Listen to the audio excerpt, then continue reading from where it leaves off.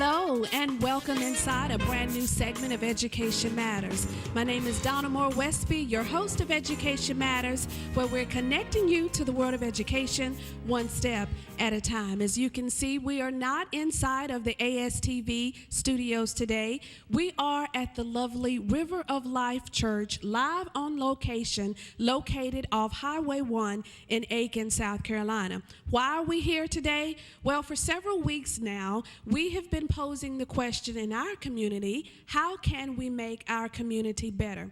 Here inside of River of Life, we have individuals who have an idea of exactly how to do that, whether it's by their own individual actions within their organizations or just telling their own stories. They are here to help us out today. Also in the audience with us today, we have a variety of community leaders as well as resources who will also provide possibly insight into how we can make our community better. As you well know, if you are watching and you're listening under the sound of my voice, many of us have been rocked and we've been shaken by recent acts of violence that have triggered in our area. And certainly it is not so much what we want to have happen in our communities, but you know, many of us say that we don't want these things to happen, but are we really taking an active part into decreasing the incidents of violence and those things that we don't want to see in our communities? We all have a desire to feel safe. We all have a desire to even feel loved. Well, here inside of Education Matters, we're going to cover a variety of those issues. It is paramount for us to keep the dialogue going, but certainly it is even more important that we chart a path for success. And people are here today to demonstrate and to show their love for youth, their love for the community, and hopefully that we can come together on behalf of our children in this community, because their lives certainly do matter. I first want to thank the current sponsors of Education Matters. As a matter of fact, we have one of our sponsors here in the I almost said studio, in the church with us today, and that is the Will Lou Gray Opportunity School. Perhaps you'll hear from them later on today. Also, Bryant Insurance Agency, under the agent there is Miss Takia Dorn, formerly her father, John Bryant, and also Westby's Products and Services, creator of Dawn Seasoning Delight, all-purpose seasoning and marinade. Thanks so much to all of my corporate sponsors. And then our personal sponsors are Isaac and Betty Rucker of Aiken, South Carolina. Also Leroy and Teresa Myrick from Aiken. And then finally Willie and Cynthia Wright, also of Aiken. If you're interested in becoming a sponsor, corporate or business, please visit my website, which is edmatt.com. That's EDMATT.com, okay? Today's format will be a little different, obviously, with us being here in the River of Life Church. We will not give you the tip of the week or the word of the week today. However, don't be dismayed. We do have a brand new tip of the week and word of the week. Just visit that website, edmatt.com, and you will get that information, okay? All right. I want to tell you our plan for today is we will hear from our panelists, and I will introduce them to you in just a moment, and they're going to help us in today's discussion. And so at this time, I'm going to go ahead and introduce them, and I'll start with this gentleman to my immediate left. We have with us Mr. Devon Harris, who is Executive Director of the Full Circle Refuge, which is a juvenile justice ministry. Besides Mr. Harris, we have Mr. Curtis Jenkins, who is founder of Aiken Warriors here in Aiken, and we're happy to have you as well. Also, Mr. Jenkins is an inactive member of a gang, and I believe you'll be fascinated with the information he has to share in helping us solve our problems today. Also, we have with us two gentlemen who are also inactive gang members, praise be to God, and they're here to share their testimony today. Just delightful men that I've had the awesome privilege of getting to know. And we have Mr. Jamie Howell of Aiken, and also Mr. Lewis Jackson of Aiken as well. Thank you so much for being here. And then finally, we have with us Mr. Roger Rollins, who is Executive Director of the Family and Marriage Coalition right here in Aiken. I've somewhat given Mr. Roger Rollins a title. I've had him on my broadcast so many times. I tell him he's the Education Matters Family Life contributor. So we're excited to have him with us today. Let's give all of our panelists a round of applause, please. Thank you. Thank you so much. At this time, I'm going to now ask the senior pastor of the River of Life Church, Pastor John Zimmerman, to please greet us and say a prayer on today's event. Thank you. Thank you, Donna. It is truly a privilege to be here and to have Education Matters be with us in the sanctuary here at River of Life Church. We welcome you, and we thank you for the privilege and the honor that it is to host this event. We want to invite and encourage the Lord's presence here, so let's just take a moment to seek His presence in prayer. Let's come before the Lord together. Father, we would thank you that you are a God who is concerned about the details of life. Lord, your word says that you have the very hairs of our head numbered. You know our going in and our coming out. And so, Father, as we discuss the issues that face this community, we know that your ear is inclined towards us, your eye is, Lord, towards us as well. And, Father, we would pray that your Spirit would be in this house. And, Lord, that you would lead, guide, and direct everything that takes place today. We desire, Father, to see your will done in this community and to see the love of God spread. And we thank you for it. In Jesus' name we pray. Amen. Thank you, Pastor Zimmerman. And again, thank you to your officers for allowing us to be here today. I want to first of all start with Devon Harris. He was a guest on my radio broadcast last week and did an amazing job. One of my favorite quotes is, "There are two catalysts for change, vision or crisis." Obviously, I spoke a little bit ago about the fact that we are here. And utilizing that quote, why do you believe we are here today? Is it through crisis or vision? Well, there's always two types of people in the community that are concerned about crime or things that are injustice. And then there's people who say it's not on their side of their street or not their door. They don't care. But that's a problem, because sooner or later, if we're not proactive about it and reach or extend an arm out, sooner or later, it will be at our door. So we need to be proactive visionaries, and I believe in all the years I've been working with high-risk youth, I wouldn't be continuing to do this if there was no hope for them. And I don't care what their situation, I know there's hope for them. And that's why I keep doing this, and I believe that we need to be proactive about it and not put our heads in the sand about this issue, even here in this community.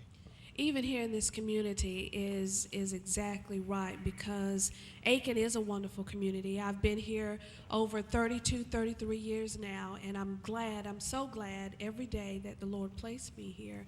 I do fear, though, that with the retirement community we have, with the business community we have, even with the faith community we have, there are those who don't believe we truly have a problem with gangs here in this area. Curtis, you've been here a while, and as an inactive gang member, you also have relationships with some of our youth in this area who could be affiliated with local gangs. Do we have a problem here, and should we even be concerned here today? Yes, we definitely have a problem, and I'll piggyback off of Devon here.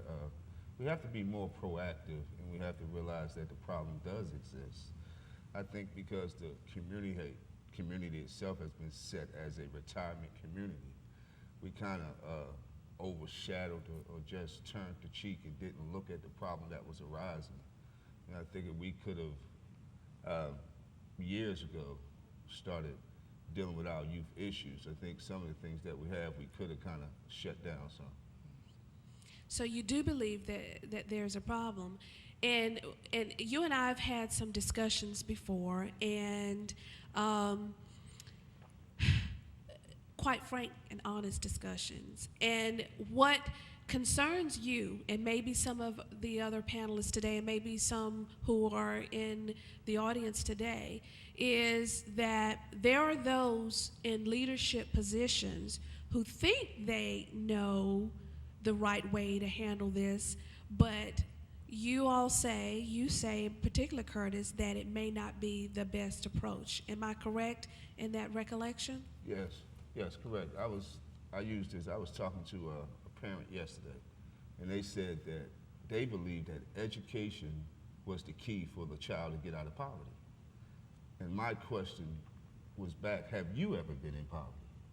You know, I believe education is the key, but unless you sit where those people are sitting at, you really can't give an analogy of what they need. I think it's profound. And one thing about it is a person's rearing and their background, that can't be changed. I mean, they are who they are. They're raised the way they were raised. They can't go back and undo that. So how do we make the connection? And it's a real question. How do we make the connection between those who are affluent, those who have, those who fear or believe that this is not in our back door or even in our front door? How do we make the connection to help them see that there are truly children and families in need, and we need to step up and address it? Roger? Yes, I think that's a very good question. I think that's one of the reasons I'm very interested in working with the Family Marriage Coalition. To me, well, there are a couple of ways the connection can occur. One is that individuals in this community who have the time, who have the ability, who have the experience, can work in a mentoring capacity with others who maybe haven't had those advantages, with the younger folks. And as they do that, I think they begin to realize that, hey, the problems are deeper than just surface problems. It really helps them open their eyes, that mentoring process. And then the other way is just to begin to work more and more with families to encourage them to see what a family really looks like. You know, it's a gang is a lot like a family for a while. Yes. And then you begin to realize, there are some differences. But if you're raised in a family that acts like a gang, you don't know the difference. If the answer to conflict is simply violence, then that's all you know. So I think those two things. One, we have, as you said, we have a community that's full of retired folks, as well as lots of others, that probably aren't aware, but have all kinds of experiences and training and talents that they could bring to the picture, you know, and really mentor folks, work with couples, tutor them, all kinds of things. We've got some opportunities we provide through FAMCO, but that way they can learn, but also they can be working with other couples that are thinking of getting married, or perhaps lots of couples that aren't married but living together and having kids, raising up in that kind of an environment that perpetuates the gang philosophy, because that's basically what a gang is. It's just a group of people living together, and they have a common goal, and hopefully families have the common goal, but the common goal ought to be to lift their kids up to grow up to the glory of God and not to the glory of man. So the more we can work with the families so that the kids have role models, you know, these young men here, I think, can probably tell us more about what that means to be a part of a family and whatever that family looks like. I think you're exactly right. The first time I met the gentleman that's sitting beside you, Mr. Roger, Lewis Jackson, he described what a gang was in his eyes, and he offered up what the gang offered him. And do you remember that, Lewis? Do you remember what? Please share that with us today, because it opened up a whole new thought process for me in terms of what the young people see in gangs. A lot of times our perception of gangs is warped. We feel as though gang members want to join gangs because of the lack of love, or because of the brokenness in families, the home life, and things like that. Gang leaders don't indoctrinate individuals in gangs because they're broken or because they're weak. They don't prey on weak individuals. They prey on people with potential. They give a sense of identity. The same principles that we promote in our churches, in our home, are the same thing that gang members come and promote. They don't offer you destruction, distress. They come with 3 pillars: knowledge, wisdom, and understanding. If we read the book of Proverbs, we see those things. That's right. That's right. A tenth of your earnings. We pay tithes in church. The gang leaders, they offer that. You give a 10% of the things that you have. We deal with David, King David in the Bible. We deal with King Solomon in the Bible. These are the things that gang members promote. They don't promote destruction. That's not the way that they come at them. And if an individual don't have a sense of identity, and you come to me and tell me that I am a king, or I have the potential to be a king, and I'm not hearing that in the schools, I'm not hearing that at home, I'm going to gravitate towards that sense of belonging, not so much of a sense of, oh, I don't want to get involved in this gang, I don't want to do something bad, I don't want to rob, I don't want to steal, because they don't come to them with a gun. They come to them with knowledge. They come to them with wisdom and understanding. And that's one of the things that gravitates individuals towards that lifestyle. Same things that we promote in church is the same thing that gang leaders promote when they're indoctrinating individuals. As a matter of fact, you see how appealing that is? When I heard Lewis share that definition, it made me want to join. I was like, how do I sign up right now? Because you're exactly right. In our communities, in our churches, in our neighborhoods, we are fostering an environment where our kids are feeling alienated. They're not feeling empowered. They're certainly not treated as kings and queens. And so offering that kind of platform actually is quite brilliant, because it offers something totally different than what the average person sees. Is that right, Devon? Yeah. And Donna, I wanted to clarify some things from Curtis, Roger, and Lewis. And let's just look at this whole process of what they just stated. One thing, I agree with Curtis, but there's a different way of stating. If you put out that we have a gang problem, then people look at it totally different. I like the better statement, and it clarifies that we've already heard we have a gang issue. Okay. All right, because what are we comparing gang problem to another state, another city?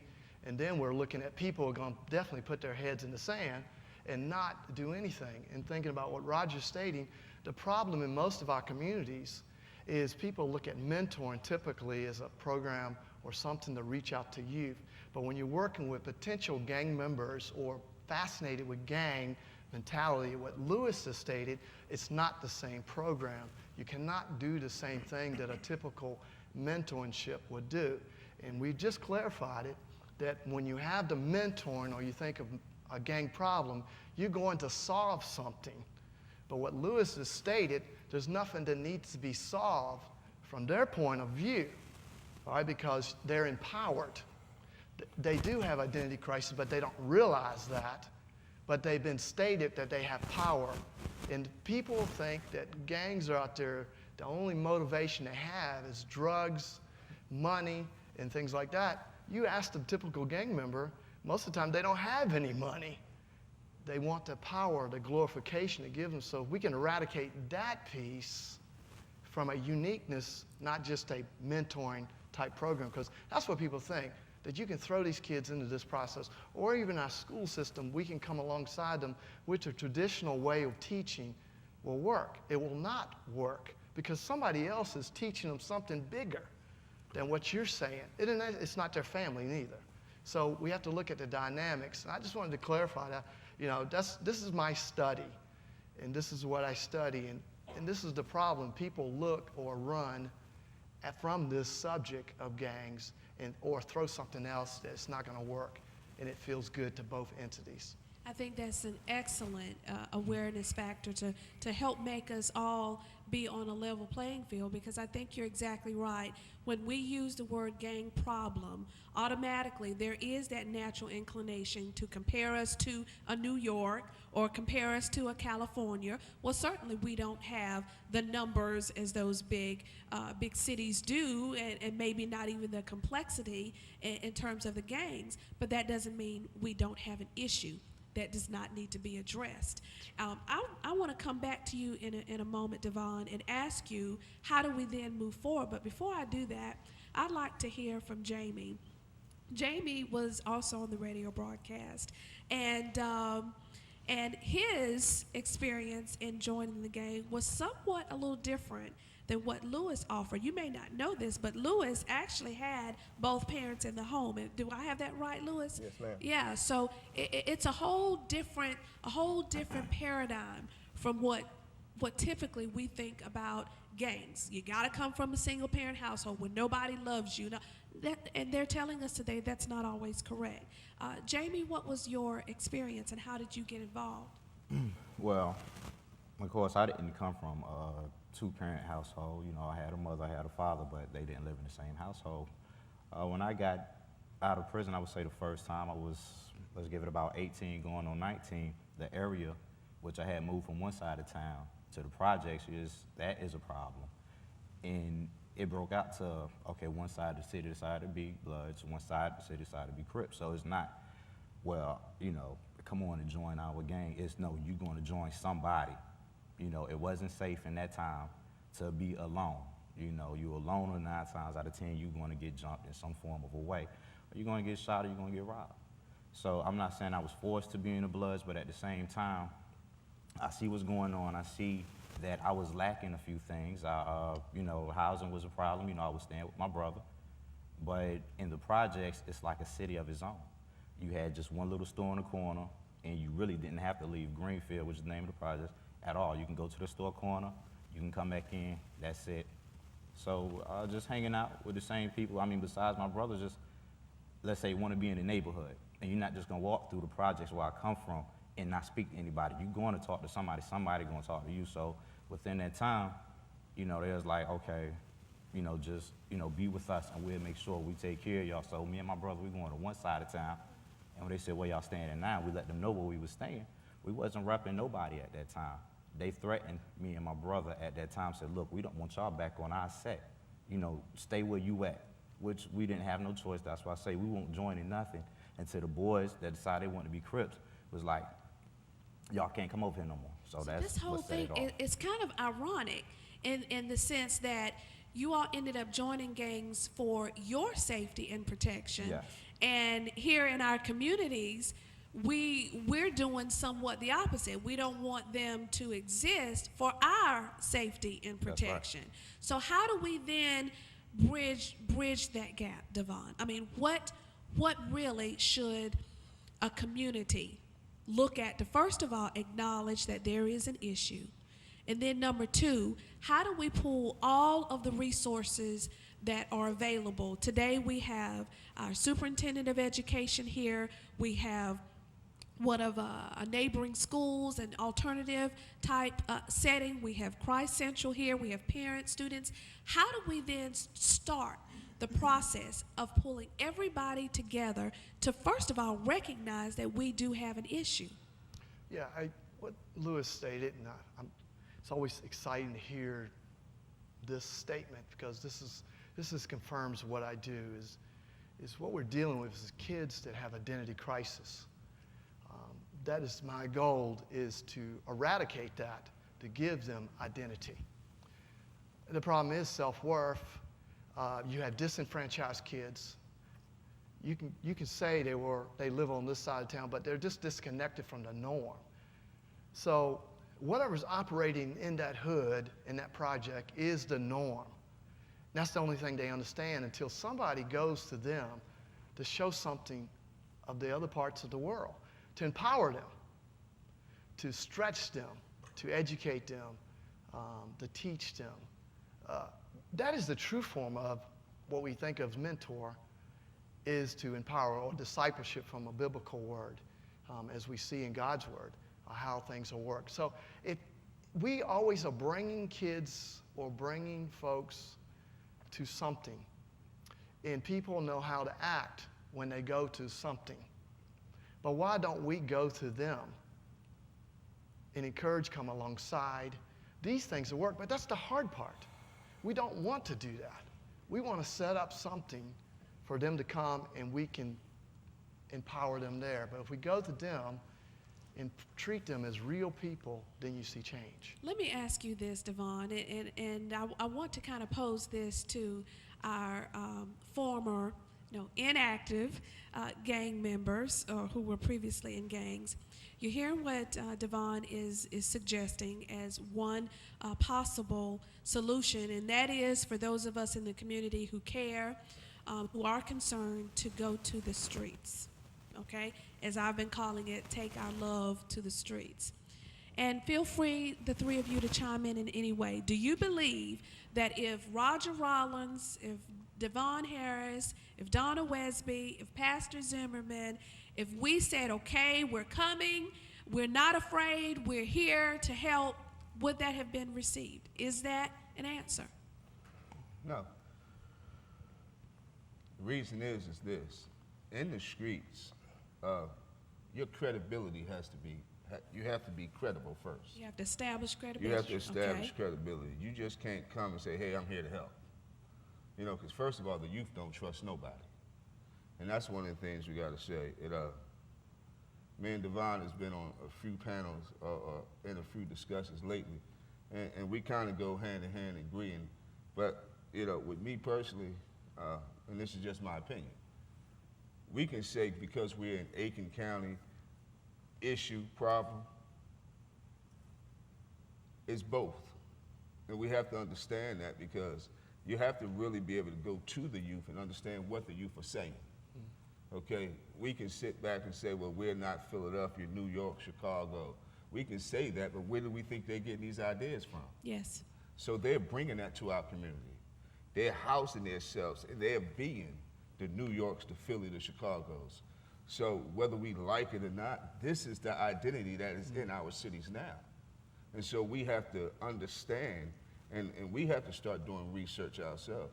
My opinion, that somebody like myself, who has been an ex-gang member, I am the easiest person that you can send to the streets. I am the person, Jamie, Lewis, we are the people that they will listen to. But at the same time, they're wondering, are you here to help us or are you a sellout? Because they don't trust the system. Yeah, the system is right, but we have to get in. We basically going biblically. You have to be this Ezekiel. You have to go back. You have to understand. You have to be the person to say, I've sat where you sat at. I understand, but I got out. And this is the way to get out. Let me take your hand, and then when you take their hand, you cannot let it go. And if you're willing to do that, then you're able to go in the streets. Lewis and Jamie, would you like to chime in on that? Because I know that the two of you actually do take your testimony and you go to the streets. Do you agree that that is the approach in establishing credibility and then, gaining that trust? And then once you do that, then what's next? Well, I do believe that taking what I've learned and what I've been through to the streets, it will help assist others in maybe following the path that I went, which is not an easy path. I mean, really, me going to, let's say, 6 points and finding a group of Bloods, Crips or Deuces or whatever you want to call them, and saying, okay, look, I done been down this road before. I have a brother that's, doing serious time. I have another one that, being shot, and we did it all. Everything that you can possibly do, we've done it all, we've been through it all. And I don't want to see, anybody else go through what I've been through. But like Curtis said, you get their hand and you pull them out the projects, the hood, or whatever. It's not letting go is the biggest part of it. You just cannot go to the street. Anybody just cannot go to the street and call themselves walking through these neighborhoods. One, you gonna be scared because these little boys out here, they not playing. They carrying guns probably bigger than me. So you go out there, you gotta know what you're talking about, because you get out there, you don't know what you're talking about, it's a chance you might not make it out. So you send somebody like me, Lewis, and Curtis to the streets, and we speak with them and we talk with them, and we try and show them a better way and let them know, it is a better day coming, but you're not gonna find yourself anywhere by hanging out here on this corner, because dope money is not always gonna be sufficient. You're gonna need an education, you're gonna need to do something with your life other than standing out here. So, just not letting go and taking your time with them and mentoring them, if that's what you wanna call it, and let them know everything's gonna be straight one day, and it's not gonna happen overnight. And yeah, it's possible. Lewis, where does public safety, where do the police officers fit in this possible solution that's being offered? Do they even fit initially? Being honest, no. they don't fit because of the events that's taking place. We read the newspaper when you have individuals in leadership positions in the community saying, we're not scared, we're coming at you, and things like that. Now you got two enemies, you know what I'm saying? And then you have one enemy saying, I'm gonna get you. What does that do to the other individual? It causes them to become defensive. And so when that individual that says, I'm coming to get you comes, they have guards up already. So public safety don't work. I'm in agreement with the rest of the panel. But the problem is, when we pull them out of the community, we don't have anywhere to take them. We don't have access to the things that other individuals have. I've tried to get in schools. Be specific. I've tried Access to get in what? schools. I've tried to get in schools within this community, and I was shut out because I have a criminal record, because I don't have a title with my name. I'm not able to get into schools to speak to certain students. Funds. We don't have money. We don't have buildings to put these individuals in. Jobs. We don't have jobs because the individuals that we're taking to the position, they're looking at me, oh, you're a criminal, you're a convicted felon. I don't have any credibility. The individual that I'm taking doesn't have any credibility, so we're shut out. So we need help. We're able to get in. Use us to get in. The other part of it is that if we bring them to you, you can't drop the ball. Because if we bring individuals to a place for help and you shut them out, then that destroys our credibility, and they go back and tell all of their friends that this system doesn't work. I was in a school, Civil Bluff. I was speaking to some kids in the school. This little girl broke down and started crying. I told the teacher, can you allow this student to go to the go speak to the guidance counselor? The teacher looked at this kid and said, oh, don't worry about her. She does that all the time. And I just got through telling this kid that you can communicate with your guidance counselors, communicate with the teachers, communicate with the, and all of a sudden, my credibility was destroyed because the individual that I told them that they can communicate with was shut out. And this is what I want to say today. I truly believe that all of the entities involved, we all have a heart to get to the same place. But what we've got to do is to continue this open, honest dialogue to understand what the, quote, streets are saying, understand what the parameters are between what can be done and what cannot be done, or what we're willing to adjust so that things can be done to reach these children. We've got to be willing to have that kind of open, honest dialogue. We've heard some solutions here today. We just have to be willing as a community to continue this discussion and say, all right, are we really willing to put some resources, some time and energy, even if it means our own personal attention to this matter? After we hear from our sponsors, we're going to pick back up with where Lewis stopped, and we're going to talk about how do we make what those suggestions were offered, how do we make it a reality? It's some serious stuff, and it's certainly nothing that can be solved in 1 hour. But we're glad you're with us. We're here in the beautiful River of Life Church, Highway 1 in Aiken, South Carolina. After a few words from our sponsors, we'll be right back.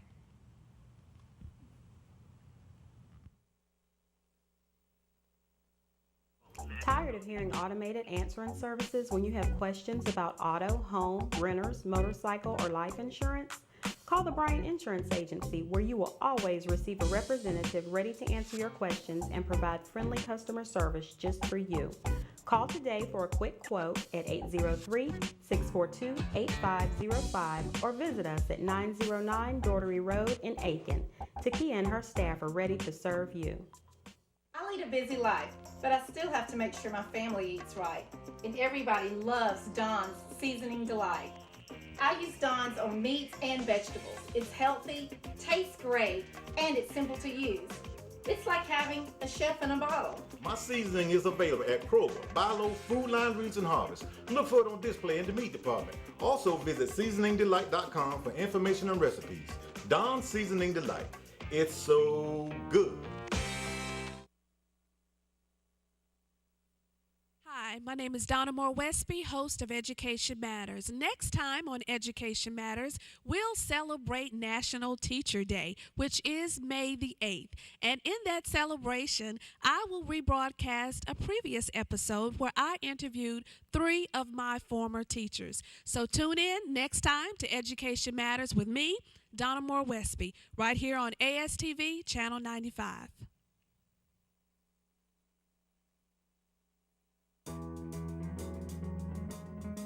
The Will Lou Gray Opportunity School has been serving the beautiful Midlands of South Carolina since 1921. Our mission has evolved over the years, and we now specialize in helping young people move past their obstacles in order to achieve success. We give students opportunities to lead, to develop social skills, to become active in their communities, and to taste success. Don't settle for less than the absolute best for your life. Contact us today to take the next step in your journey toward success. If you are interested in becoming an individual or corporate sponsor of Education Matters, contact Donna Moore Westby at 803-507-6793 or email at donnawesby@aol.com.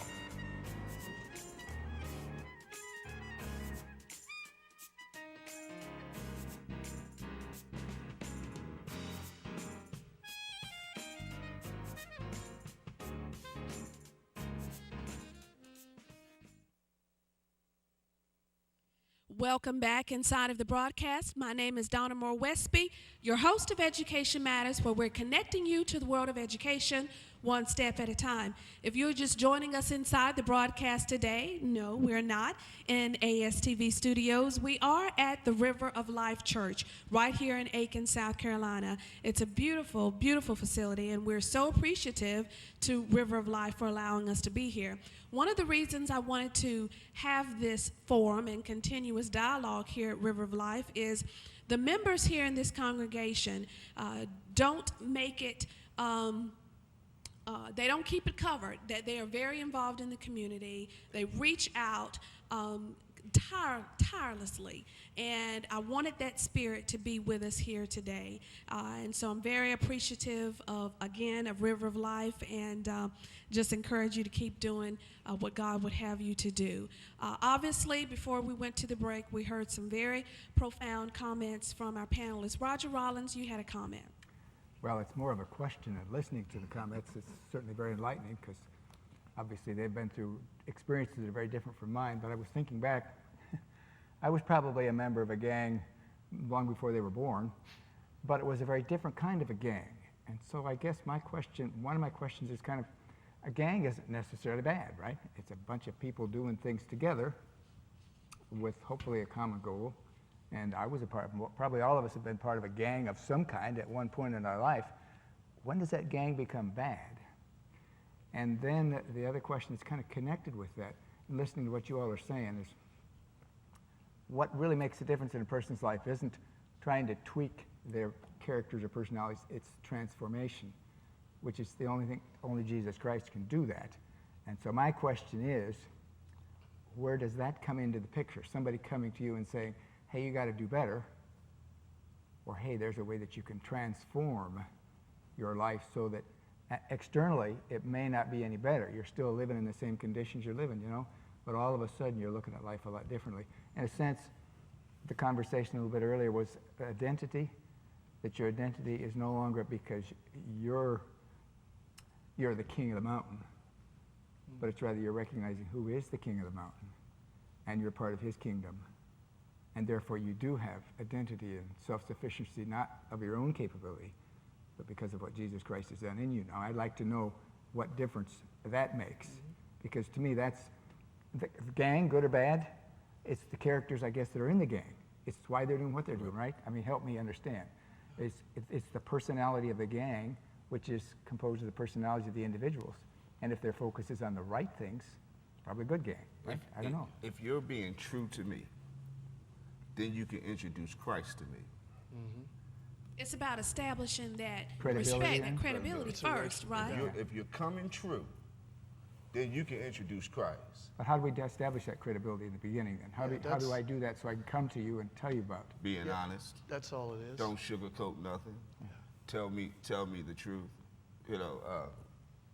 Aiken Warriors have approximately 125 kids involved in it. River of Life, Pastor John Zimmerman, we've been in existence since 2007. This church here reached out. I'm not knocking churches. My own black churches shut the door in my face. I'm trying to fix and help these kids. Pastor John Zimmerman set the meeting. River of Life reached out, and I was able to house these kids, and I've been able to turn some now former gang members around that were blood, Crips. I had a blood and Crip on my basketball team. And we had to bring peace to this thing. And so if River of Life had not reached out, there's a possibility that those kids never would have turned around. I got a kid right now who's getting ready to graduate from Aiken High School and is going to get a college scholarship for playing basketball. GPA is a 3.7. But in 2007, this kid was in the game. And so that is the greatness of seeing these kids turn their life around. But I had to be honest. Again, I'm not knocking the black community, but when I went to the community, they said no. They said, well, they needed to make a profit off me trying to get these kids off the streets. And it hurt me. And I said, well, how is God existing in that church? I mean, so whatever they do, I'm not saying God didn't exist in that particular church, and I won't say the church's name. But the issue is that first thing they're looking at somebody to help them that has the same skin color. Well, and I think too, though, that in addition to what you're offering is that oftentimes those of us Christians, holier than thou, we're just Jesus-filled and holy baptized and all that, we sometimes present ourselves in judgment. And we don't always meet people where they are. And when we don't meet them where they are, that right there, there's no trust that's going to get built. There's no credibility that's going to be established. And that's one of the things that Devon talked about so eloquently on my broadcast on last week. So I would imagine, that's probably a tough pill to swallow for our church. Yeah, it is, Donna. And just to address the question from Roger, he stated it quite well. If we look at gang just period, it's just a group of people with the same focus, but it becomes illegal or a bad gang, if we want to say, when they do illegal activity, but they have the same mindset because they're motivated. And we can look at Scripture where it states these things. See, you can look at you can look at Proverbs chapter 1, verses 10 through 19, where a father is telling a son to stay away from the undesirables. He's talking about they're going to get caught by their own net. It's a dad telling the son. And then we can look in Romans and we can clarify. And when I talk to guys that are in this lifestyle, this is the way I present the gospel to them. You can look at Romans 12:2. Do not be conformed to this world, but be transformed. Roger stated that. And that word is a transformation from something that's not right to something that's good. And it's a permanent change. Paul states it in the Bible. Imitate me because I'm imitating the Father. That's all I do, But the key is it takes time. And this is the problem. We're in this microwave generation to think we can push a button and kids will change. Right. We can look at these three guys up here, and there is change happening. But it didn't start from another inactive, maybe, gang member. It had to start somewhere where it was a stable foundation, but that takes time. That's the problem. These guys are stating to us that they can't do some things because of their past. Well, they need a good foundation to stand on so they can have that credibility. They can walk into places like that. How do we then start moving in that direction? Because there's so much we can continue to say.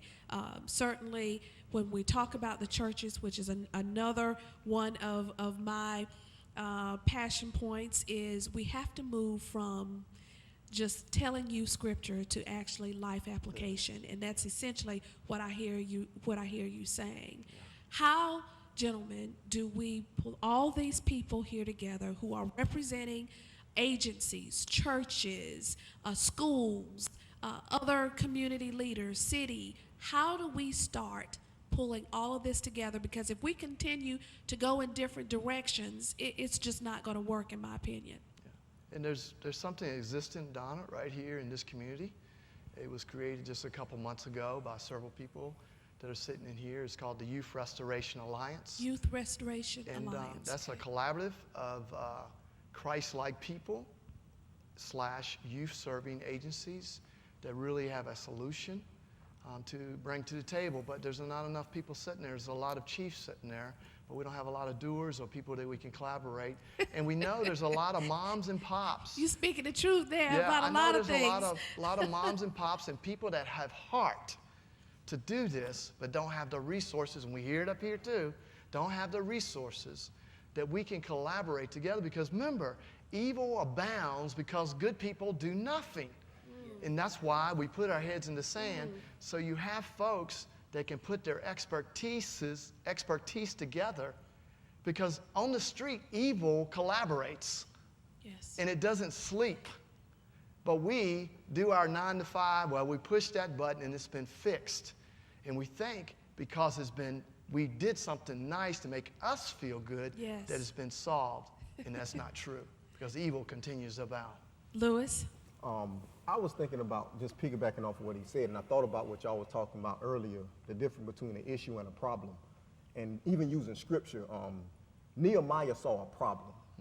He saw a problem with his people and his city. He didn't just pray about it. He didn't just pray about it. And what y'all saying now, what he did, he prayed, he went to the king, he talked to the king because he knew he was gonna need some of the king's resources. And the king was, he was generous to Nehemiah, and he gave him those resources. Nehemiah went to the people. He assembled the people together by their strength. He said, one over here, he said, you sit over here and you do this. You sit over here and you do this. You sit over here and you do this. He formed a coalition of individuals to stand guard, stand up against the wall, and they began to build that wall together in unity. The problem that we have, and we keep saying it over and over and over again, is that we lack the resources. Use the expertise. That's what he just said, the expertise. Use each individual's in the coalition of individuals that you want to build.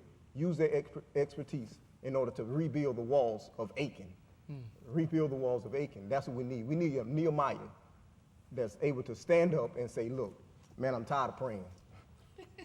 I'm tired of praying. That's it. I need to get off my knees now. My knees got sores on them. And that kind of stuff. Even when he was speaking about Jesus, he was talking about our faith. Jesus, when he walked the streets, he didn't come to the people with the scriptures. He used parables. He talked to the people based on the condition or their situation. He talked to fishermen about fish.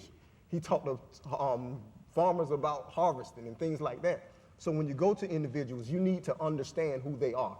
The gangs. Anytime that you're fighting an enemy, I was in the Marine Corps. And when I was in the Marine Corps, they taught us you have to understand your enemy. You have to become strategic when you're dealing with your enemy. When you go to a gang member and tell him to denounce the gang that he's in, he's looking at you, I just got beat up by 6 people for 6 minutes. The same individual that you're telling me to leave pushed me aside and took a bullet for me. Wow. We have to understand the condition of the individuals that we're dealing with. When we're talking about gangs, we look at gangs, and that's the only thing that we see. And we don't see that these things come from civil rights movement, yes. CRIP, civil rights in progress, blood, brotherly love overrules oppression daily. It's kind of like the Rainbow Push Coalition, People United Serving Humanity. These are the acronyms that these people stand on. So they believe within their hearts, I'm a civil rights activist. I'm not a militant. I'm not a outcast. So when we deal with them, we have to deal with them according to their mindset, yes. not by the flag yes. and not by the gun. And I believe that we'll get a lot done. And not by our own personal prejudices or biases. And that's when you truly start to solve a problem, when you recognize that while I may not have actually walked in your shoes, still I'm going to try to understand where exactly. you walked so that together we can solve these problems together. Not sitting in judgment, not trying to make you me, but meeting you where you are and saying, okay, how can we come together and make a difference in the lives of your life and my life. Because the truth of the matter is, if people continue to close their eyes to the issue and say, well, because it's not impacting me directly, I don't need to be a part, I don't need to be a mentor, I don't need to volunteer in that organization, I don't need to allow you all to come in the schools or to be a part of the church. If we continue down that path, then sooner or later it will be our problem, because those in our back doors, by way of having to pay for them if they go to jail, all right, taxpayers, you're going to have to do that.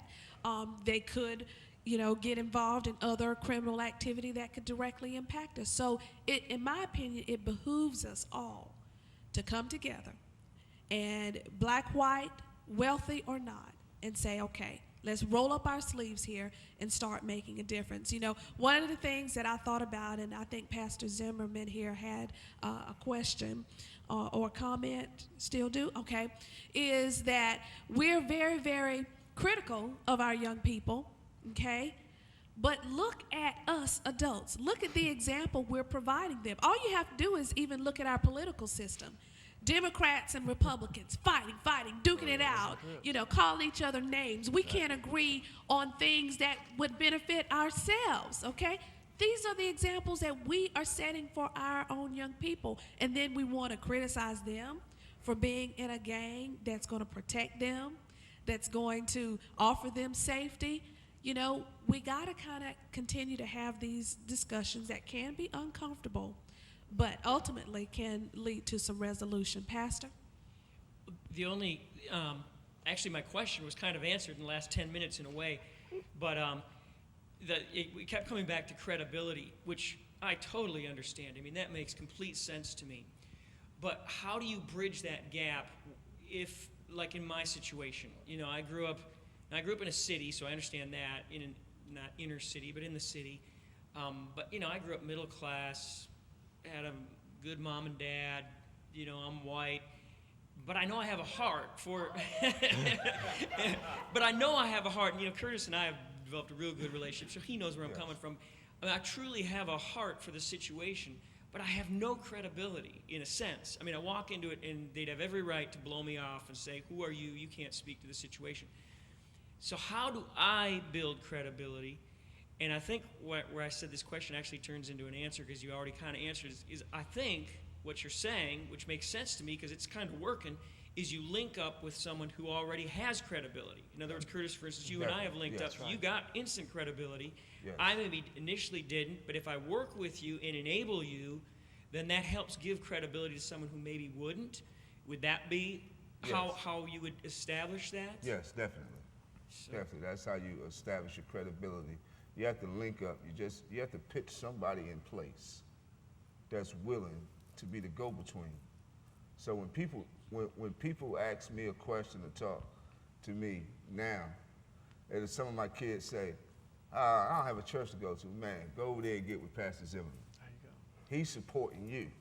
How he supporting me? He allowing you in this gym. So is that then how eventually Pastor Zimmerman gains that credibility? Is that through that initial, okay. Yes. And then that's how we start to build that greater coalition and then continuing to impact significant numbers, because each of you in your different organizations, you've impacted lives and you're making some changes. As each of you said, it takes a while.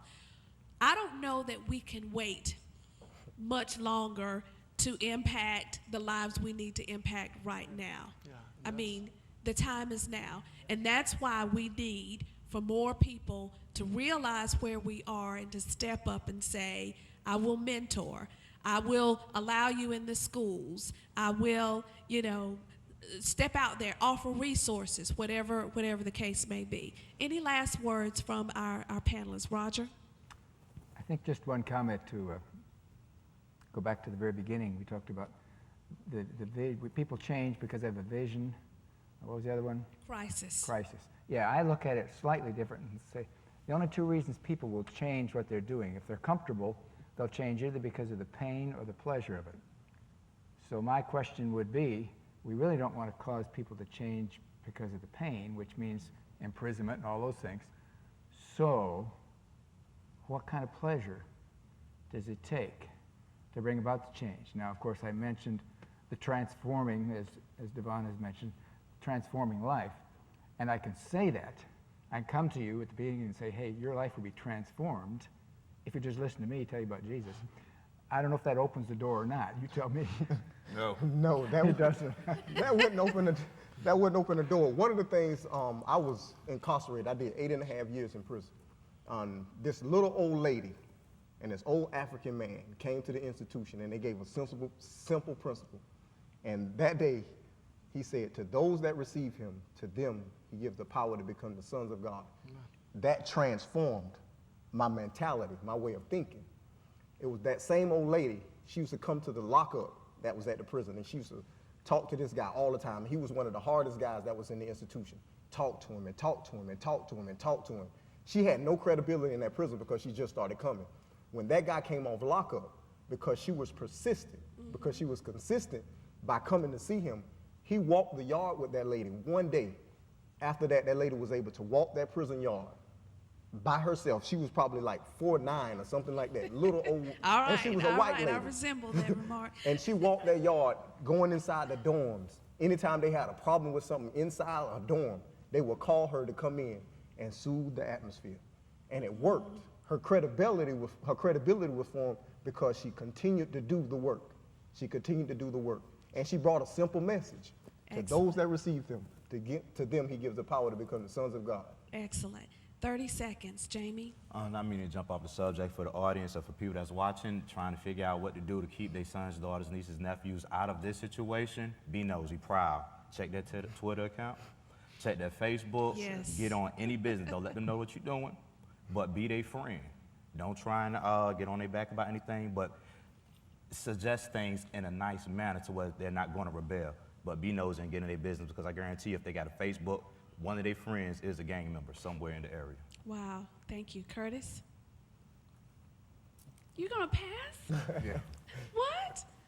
Devon? I just want to soothe the educators that are watching also. We know our boundaries. I know we spoke biblical in our faith and our opinions today, but we do know our boundaries.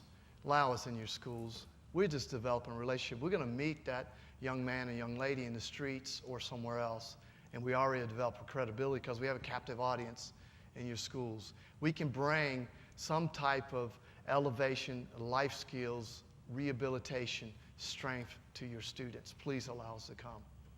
Curtis? My last point is this. With all that we have said, and I've had people make promises, and that's just, I feel like the youth. You made me promises that you're going to help me with these youth, and the promises have not come through. Open up the resources. When we say resources, we're talking about monetary, money. Give us some finances to help these youth. If you don't want them to become gang members, if you don't want them to be going into the prison systems, allow us to work with them. Allow us to fix them. Since we are capable of fixing them, we're your Nehemiahs sitting here today. We are your Ezekiels. Give us the time and the resources, and we can turn this community around. All right, and just my crew they're about to have a heart attack because I adjusted my format, so I'm going to have to cut off the broadcast portion of today. But what I want to say is, those of you who are sitting here today, you might be trying to figure out how do you fit into this equation. You might be able to mentor. You might be able to help ensure that there are recreational facilities in some of the neighborhoods. Instead of always making sure funding is going in one side of town, let's make sure all kids have access to healthy activities. I truly believe that in my opinion, if we keep God at the center of everything we do in the best way that we can, within the boundaries, if we help our families to be healthy, if we support our schools, if we teach our families how to be effective families, and the environments that these kids are in, then together we can certainly make a difference. Let's give a round of applause to our panelists today. Thank you so much for watching. please keep the discussion going. My name is Donna Moore Westby, your host of Education Matters, where we're connecting you to the world of education one step at a time. Have a great day.